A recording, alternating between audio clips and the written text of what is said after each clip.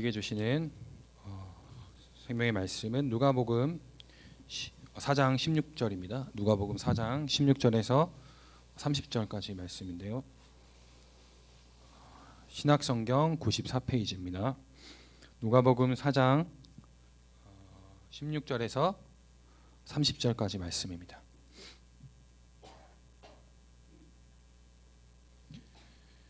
누가복음 4장 16절에서 30절 같이 교독하겠습니다.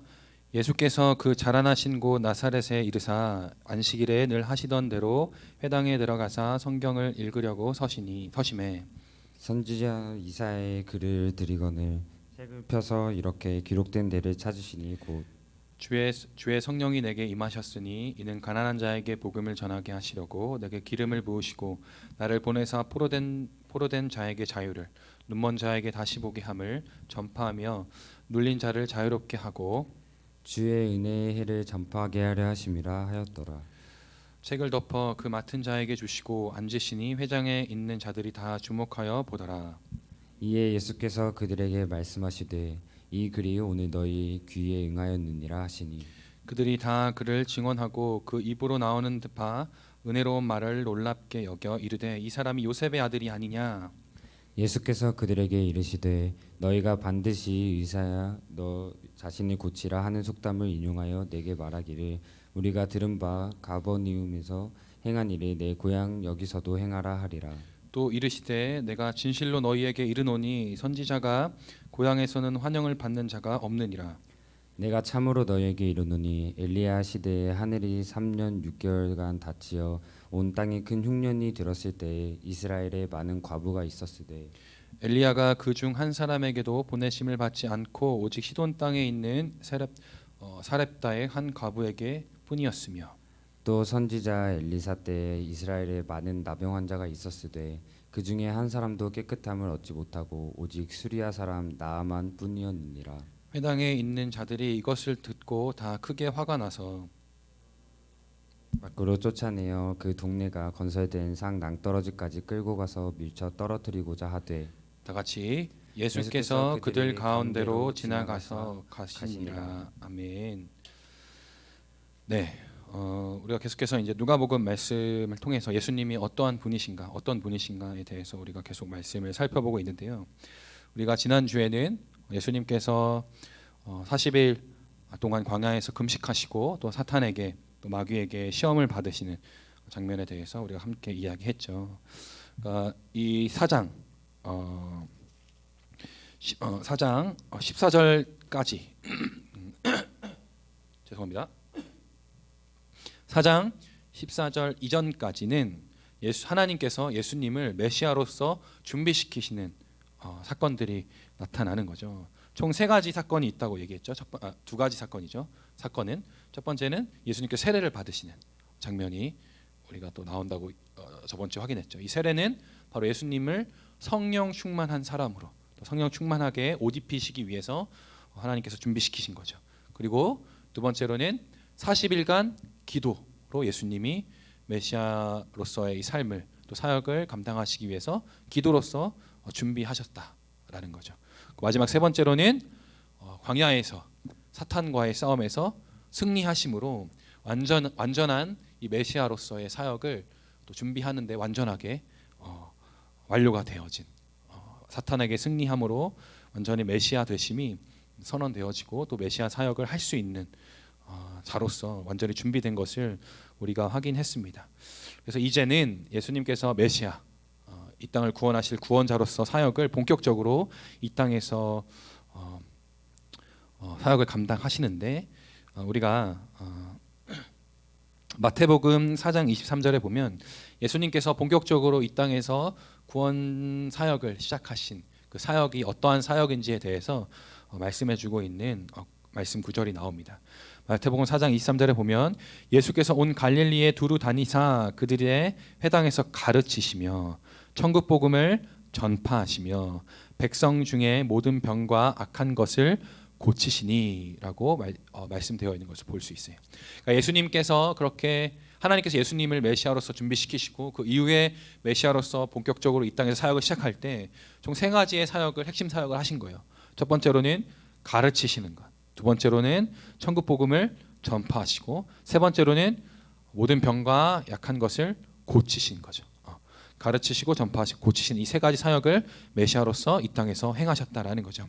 특별히 오늘 본문은 예수님께서 자신의 고향이신 나사렛에서 이 메시아 사역을 시작하시는 메시아 사역을 하시는 장면이 담겨 있어요.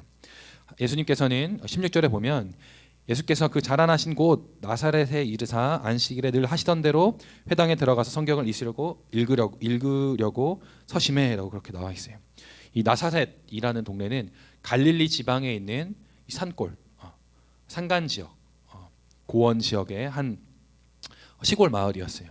그곳에서 예수님이 이제 말씀을 전하시려고 회당에 들어가신 거죠. 안식일이 되셔서. 근데 이 회당은 어떠한 장소였냐면 바로 유대인들이 하나님께 예배하고 또 기도하는 장소였다라는 거예요. 그래서 이 회당을 지키는 회당장에 이 승인 허락이 있으면 그 누구나 이 회당에서 말씀을 전할 수 있어요. 그래서 말씀을 전하는 자는 말씀을 낭독하고 이 말씀에 대한 하나님의 뜻을 유대인들에게 전하는 그런 일들이 이 회당에서 일어난 거죠. 그래서 예수님도 역시 동일하게 회당에서 하나님의 말씀을 낭독하고 그 뜻을 전하는, 다시 말해서 마태복음 4장 23절에 나오는 가르치시며 천국 복음을 전하시는 이 사역을 감당하고 계신 것을 우리가 확인할 수 있는 거죠. 17절에 보면 선지자 이사야의 글을 들이거늘 책을 펴서 이렇게 기록한 데를 찾으시니 곧 그 예수님께서 낭독하시려고 하셨던 그 말씀이 어디 말씀이냐면 바로 이사야 61장의 말씀이에요.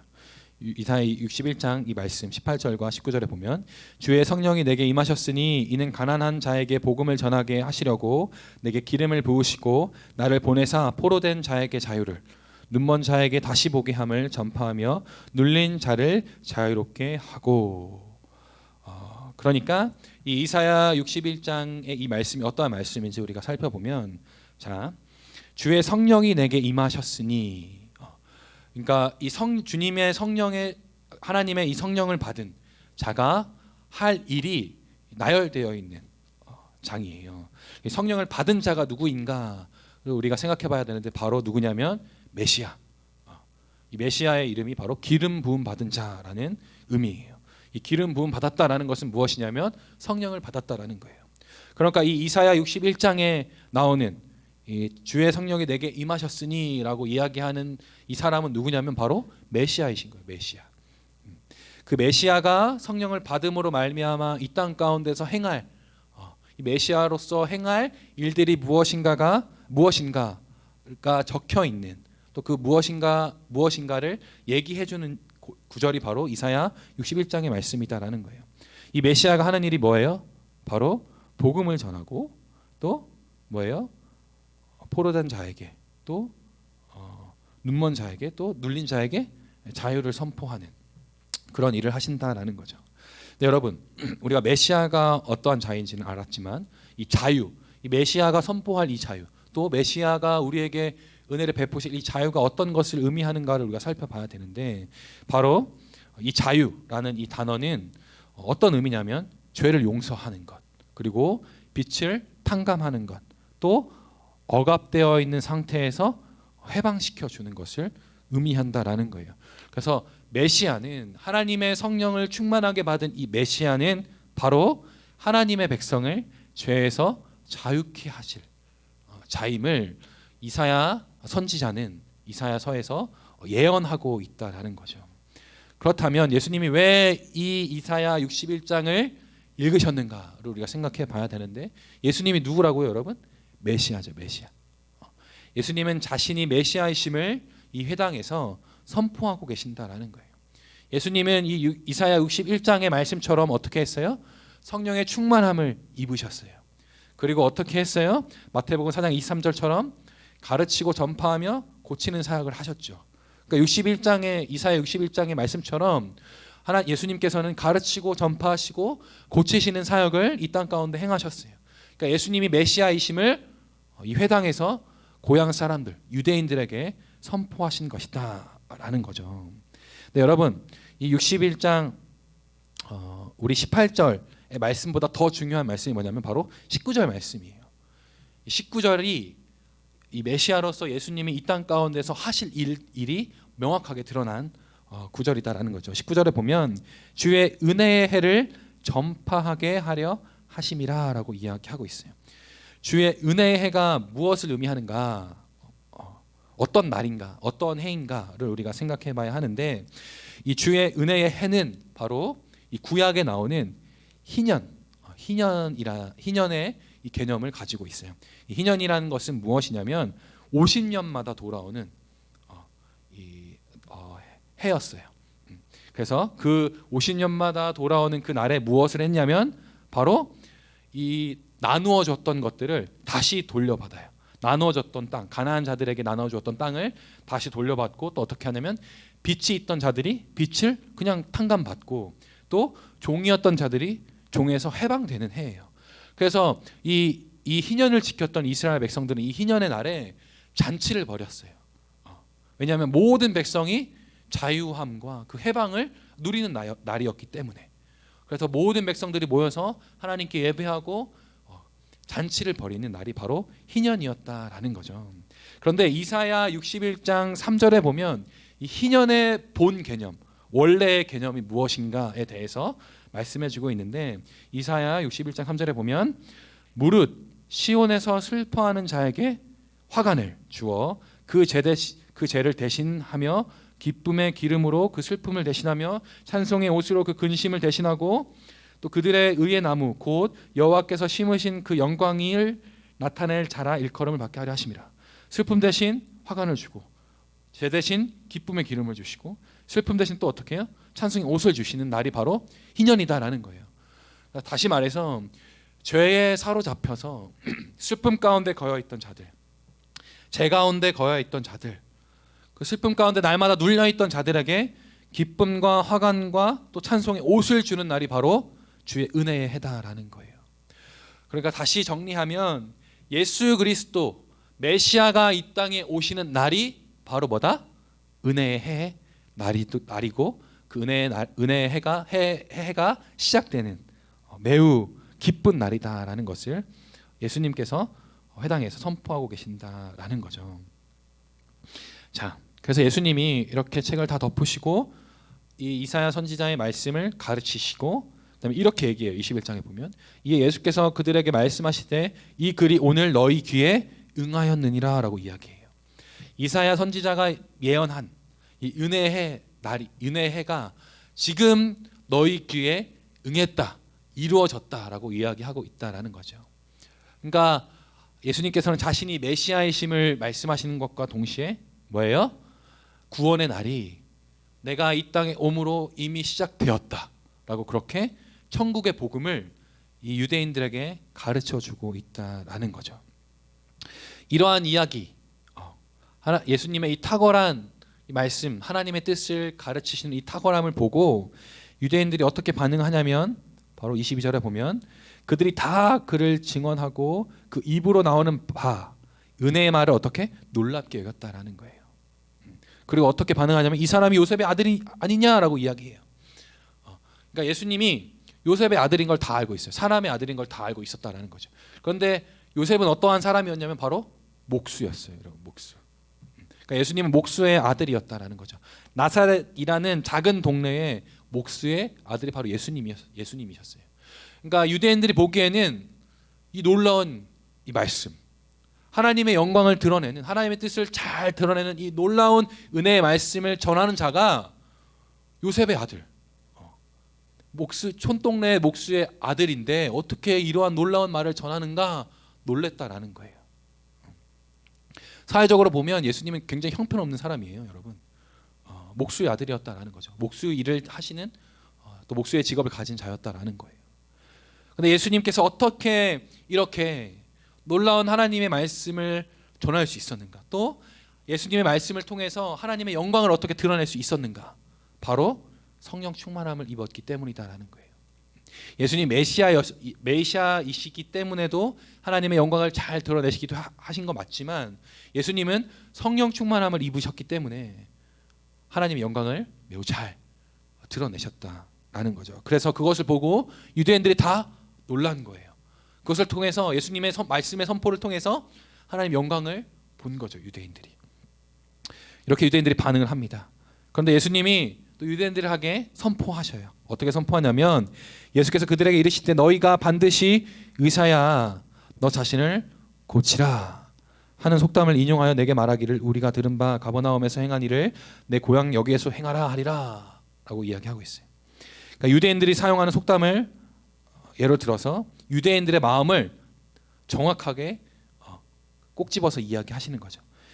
어떤 속담이냐면 의사야 너 자신을 고치라 라고 그렇게 이야기하고 있다라는 거죠. 이 속담은 어떤 말이냐면 쉽게 얘기하면 너나 잘하세요 라는 말이에요. 네가 의사라고 너나 고치고 얘기해 이렇게 얘기하는 거다라는 거죠. 그러니까 뭐냐면 유대인들은 예수님을 메시아로 믿지 않는 거예요. 네가 메시아라고? 그럼 네가 너나 구원해봐 이렇게 얘기하고 있는 거예요.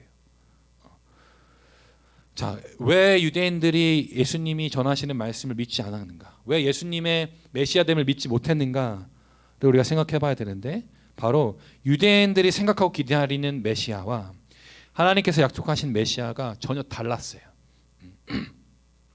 유대인들이 생각하고 기다린 메시아는 정치적인 메시아였어요. 그리고 하나님께서 약속하신 메시아는 하나님의 백성들을 죄에서 구원할 메시아였다라는 거죠. 그러니까 유대인들이 기다린 이 정치적 메시아는 뭐냐면 당시 유대인들은 로마의 식민지였어요. 그래서 유대인들이 기다린 메시아는 뭐냐면 이 로마 식민지에서 자기들을 구원해줄 멋진 정치적인 왕 같은 메시아를 기다리고 또 기대하고 있었다라는 거예요. 그러나 하나님께서 약속하신 메시아는 어떤 메시아라고요? 로마의 압제에서 구원해 주실 메시아가 아니라 뭐다? 하나님의 백성을 죄에서 구원할 메시아다라는 거예요. 그러니까 유대인들이 메시아라고 이야기하는 예수님께 원했던 것은 뭐냐면 바로 이거예요. 유대인들이 기대한 모습은 뭐냐면 놀라운 능력, 강한 능력을 행하는 자였어요. 엄청난 힘을 가지고 있는 능력 있는 자를 유대인들이 원했다라는 거예요. 그래서 예수님에게 이렇게 얘기하는 거예요. 내가 말하기를 우리가 들은 바 가버나움에서 행한 일을 내 고향 여기에서 행하리라 라고 이야기한 거예요. 예수님한테 요구하는 거예요. 야, 나에게 필요한 메시아는 강한 능력을 가진 메시아니까 한번 보여줘봐. 네가 얼마나 강하고 놀라운 능력이 있는지 보여줘봐. 그러면 내가 너를 정치적인 메시아로 인정해줄게. 믿어줄게 라고 그렇게 얘기하고 있다라는 거예요. 근데 예수님이 이 땅에 오신 이유가 뭐라고요? 우리의 죄를 구원해 주시기 위해서예요. 그래서 예수님은 강한 능력과 놀라운 이적들을 이 땅 가운데 행하기 위해서 오신 것이 아니기 때문에 하나님께서 약속하신 메시아는 또 이 메시아를 하나님의 말씀을 믿어 메시아를 기대하고 있는 사람들이 바라보아야 할, 또 생각해야 할, 또 묵상해야 될 메시아는 어떠한 메시아냐면 바로 죄인들을 대신하여 고난 받는 이 종의 모습을 기대하고 소망하고 있어야 한다라는 거죠. 그러니까 유대인들이 기대하고 있는 바와 하나님이 주신 메시아는 너무 다른 거예요. 그러니까 뭐예요? 예수님을 메시아로 믿지 않는 거예요. 예수님이 전하시는 천국 복음을 믿지 않는 거예요. 듣지 않는 거예요. 그리고 예수님을 무시하는 거예요. 그리고 예수님한테 증거를 내놔라 요구하고 있다라는 거예요. 증거를 요구하지 않아도 예수님은 하나님의 말씀대로 이 땅 가운데 가르치고 전파하시고 고치시는 사역을 하셨어요. 메시아로서. 증거할 필요가 없어요. 이미 증거하고 계세요. 삶을 통해서. 근데 유대인들은 예수님을 메시아로 믿지 않고 하나님의 말씀을 믿지 않으니까 어떻게 해요? 자신이 생각하는 메시아 됨을 보여줘봐라 라고 요구하고 있다라는 거예요. 그러니까 유대인들이 예수님을 믿지 못하는 거예요. 오히려 뻔뻔하게 예수님께 증거를 내놔봐라 얘기하고 있다라는 거예요. 유대인들이 예수님께 관심이 없었어요. 예수님이 행하시는 기적에만 관심이 있었어요. 그래서 몰린 거예요. 예수님께.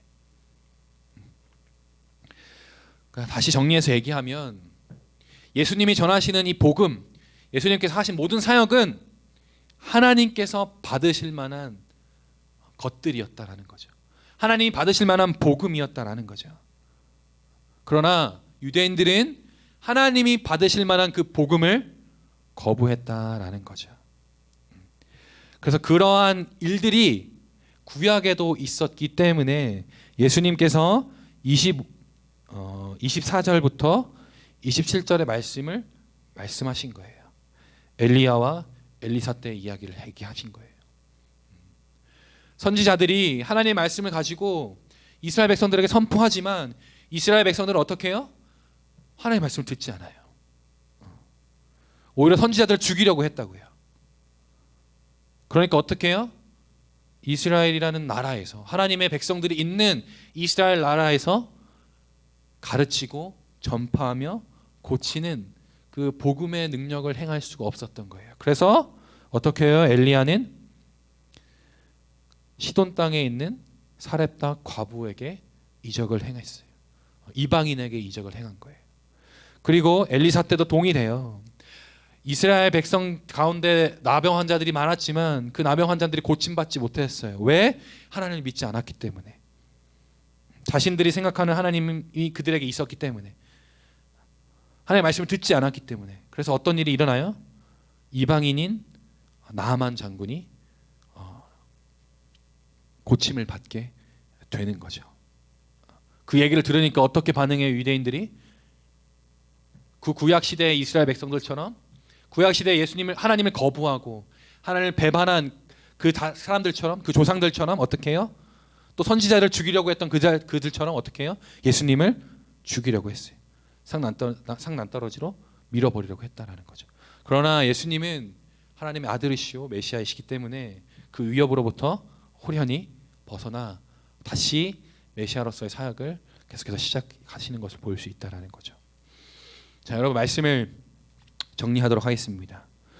예수님은 이 땅에 하나님이 약속하신 메시아로 오셨어요. 하나님이 약속하신 메시아는 어떠한 메시아예요? 어떠한 메시아예요?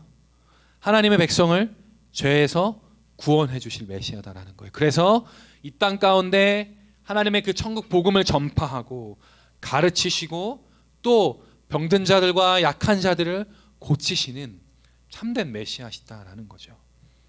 그러나 유대인들은 어떻게 했어요?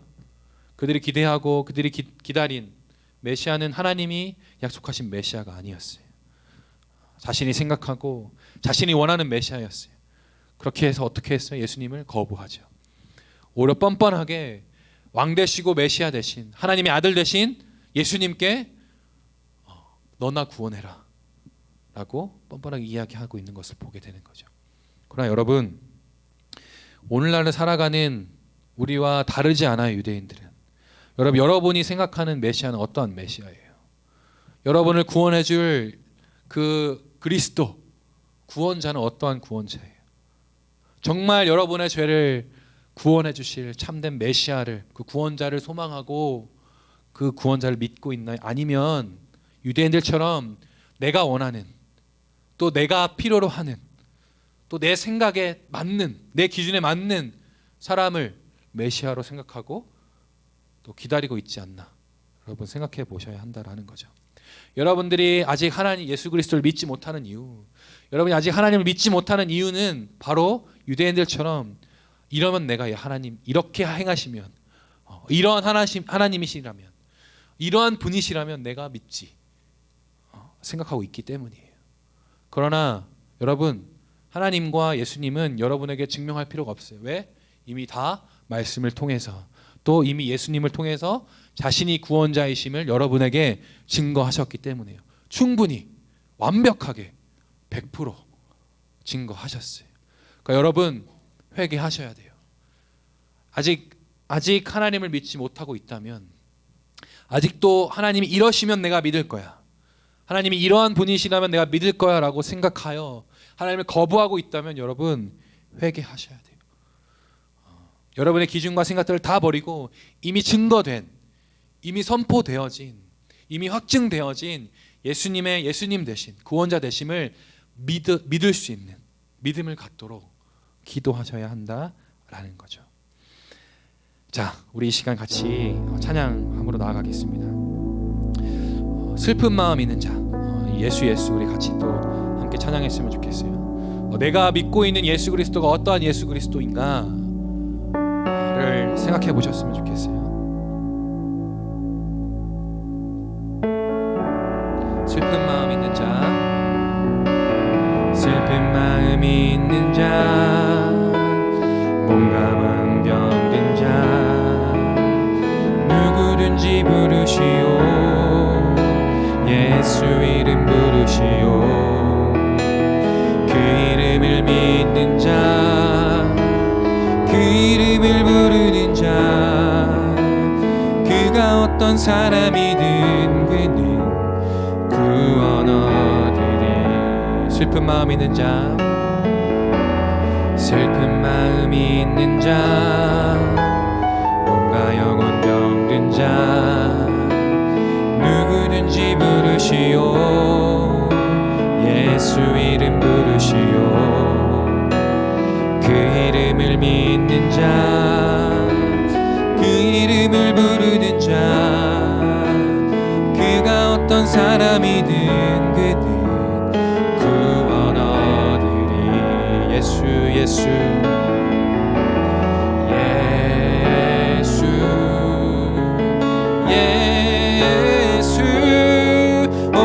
능력의 그 이름 예수 나 외쳐 부르네. 예수 예수 오 구원의 그 이름 예수 나 외쳐 부르네. 예수 그리스도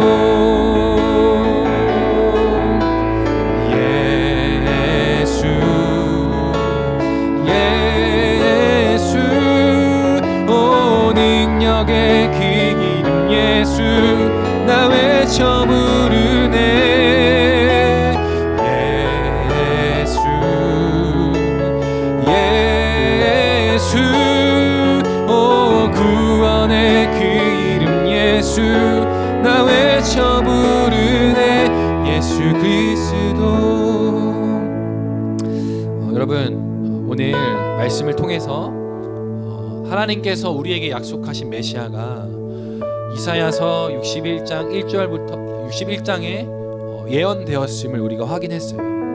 그리고 예수님께서 이사야 61장에 예언된 그 말씀대로 오늘 선포하시고 또 이 땅 가운데 행하심으로 그 예언된 모든 것들을 다 성취하신 참된 메시아이심을 여러분 확인하셨어요.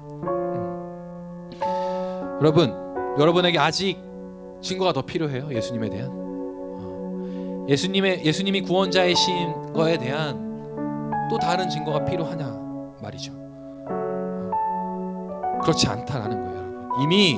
이미 예수님께서는 하나님이 약속하신 대로 모든 것을 다 행하셨기 때문에 우리에게 충분히 만족히 증거가 되셔요. 그럼 우리가 해야 될 건 무엇이냐면 이미 증거된 그것들을, 이미 증거된 그 사건들을, 이미 증거된 그 말씀을 믿는 거예요. 여러분의 생각들, 여러분의 기준들을 다 내려놓고 믿는 거다라는 거죠. 이 시간 같이 좀 기도했으면 좋겠어요.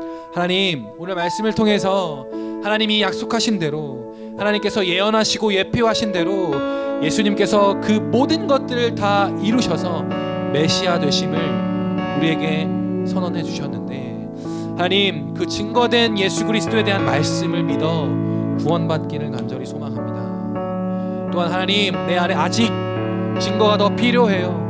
나의 기준과 나의 생각들로 주님을 믿을 만한 증거가 내게 더 필요해요 요구했던 그 교만한 마음, 또 그 완악한 마음들을 주님 용서해 주세요.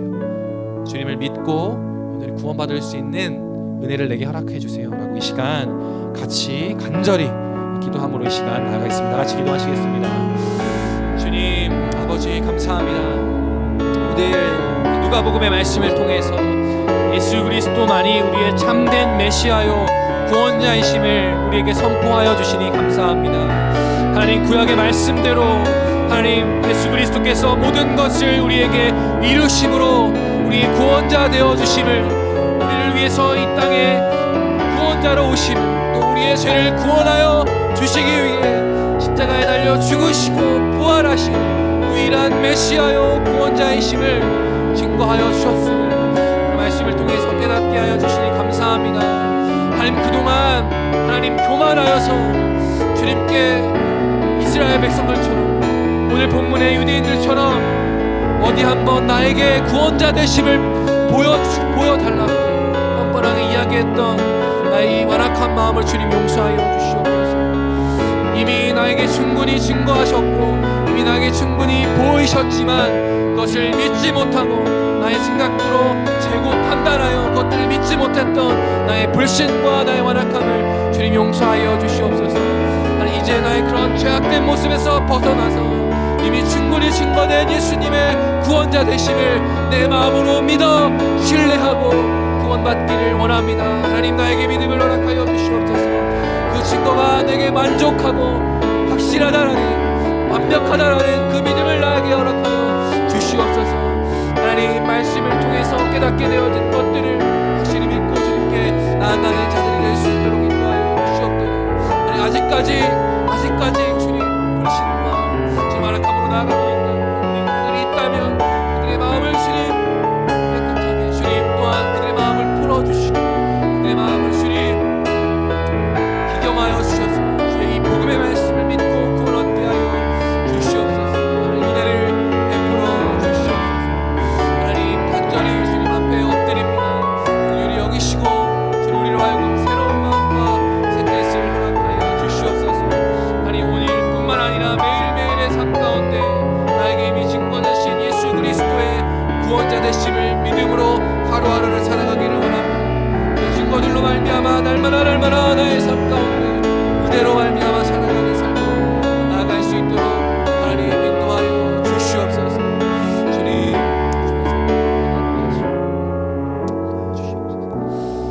하나님, 오늘 누가복음의 말씀을 통하여서 예수 그리스도가 구약에 약속되어진 메시아이심을 또 알려주시니 감사합니다.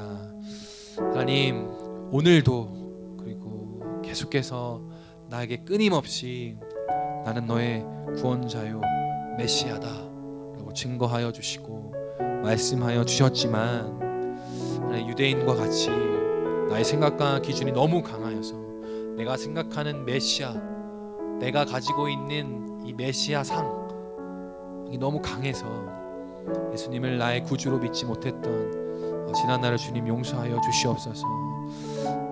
예수님이 모든 고난을 받으시고 십자가에 달려 죽으시고 부활하심으로 나의 메시아이심을 나에게 증거하셨지만 그것이 부족하다 이야기하며 나에게 더 내가 원하는, 내가 믿을 수 있는 증거를 달라고 그렇게 이야기했던 나의 완악함을 주님 용서하여 주시옵소서.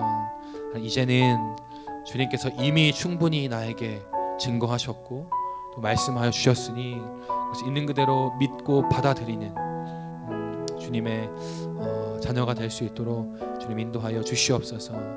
주님, 오늘 이 시간뿐만 아니라 매일매일의 삶 가운데 그렇게 나의 삶을 통해서 또 증거되고 말씀을 통해서 증거되신 예수님의 그리스도 되심을 날마다 믿음으로 나아갈 수 있도록 주님 은혜 베풀어 주시옵소서.